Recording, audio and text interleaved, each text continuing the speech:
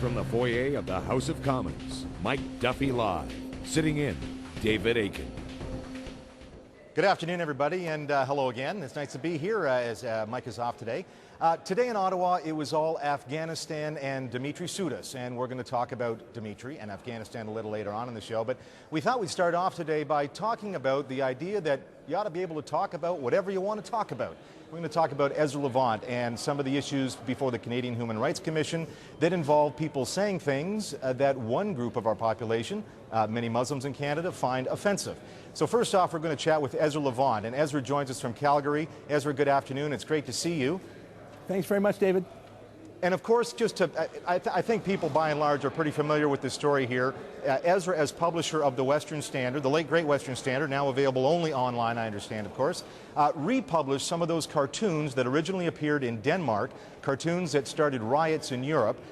Ezra republished those, and then there was a complaint based on human rights. And Ezra, first off, you've been arguing in front of various tribunals why you thought this doesn't violate human rights or that press rights ought to trump human rights. Actually, maybe I could get you to chat a bit about that. Where essentially are you coming from on this particular issue when you're trying to balance human rights and freedom of the press? Well, I think freedom of the press is an essential human right. So is freedom of thought, freedom of religion. What I mean by that is that I don't have to live under the Koran. I can be Jewish, you could be Christian, he can be atheist. In Canada, we allow all different points of view. There is no human right not to be offended. And so 2 years ago, when we published these cartoons to show our readers what all the fuss was about, in Canada, that's how we do it. In Saudi Arabia and other places, that's not how they do it. But one radical Muslim imam in Calgary wanted to import Saudi values to Canada. So he took me to the Alberta Human Rights Commission. For 2 years, they've been grinding me through their process. I had an appearance before them a few weeks ago, and I basically told them I don't regard them as having any right to tell me what I can or can't publish. I'm in Canada, not Saudi Arabia.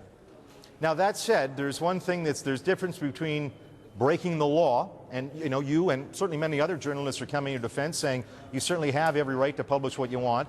But as I say, there's breaking the law, and then there's just being wrong. And some people say, Ezra, that was just wrong to do what you did. It offended people. And certainly there were other ways you could have made a similar point, perhaps, about, as you've mentioned before, that this is Canada. We do things differently here. You might have done that without offending people.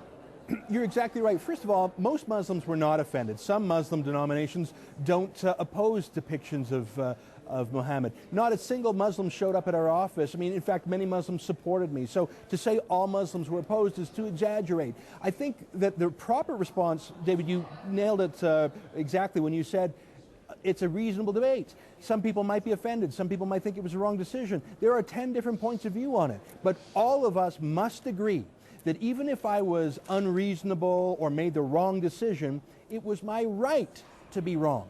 And what bothers me about the Human Rights Commission hauling me before a government bureaucrat is that the government has no business in determining what's offensive or not, what's popular or not, what's politically correct or not. They even dared to ask me my private political thoughts, David. That's crazy. I am willing to be judged by my neighbors and friends and customers and readers. If they don't like me, they can marginalize me, not invite me to parties, they can cancel their subscription, etc. But when the government steps in and says, we'll determine that, everyone should be afraid. Now, as I mentioned earlier, I think the Western Standard has ceased publishing in good old-fashioned paper form, but it still exists online. Do you think that this whole controversy played a part in your decision, in your backers' decisions, that you couldn't go on with the business of publishing the Western Standard any longer?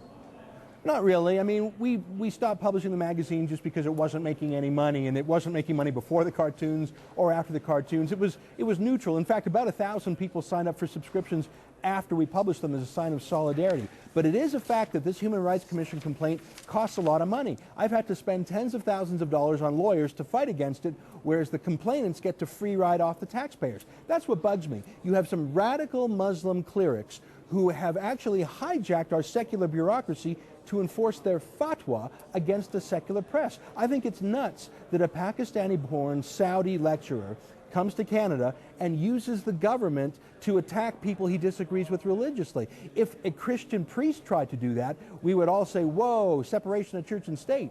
But when some Muslim radicals try and censor the secular press, Where are people calling for the separation of mosque and state? Look, David, I don't think that everyone has to agree with me that publishing the cartoons was a good idea, but I do think that any Western person, any liberal Canadian should agree that it's my charter right, Section 2, that I can publish whatever the heck I want, no matter what the heck those radicals think.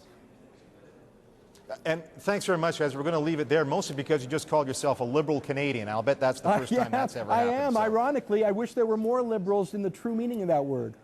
Right. Well, thank you very much for joining us, Ezra. I'm sure we'll follow along and chat a bit more about this. And good luck with your endeavors.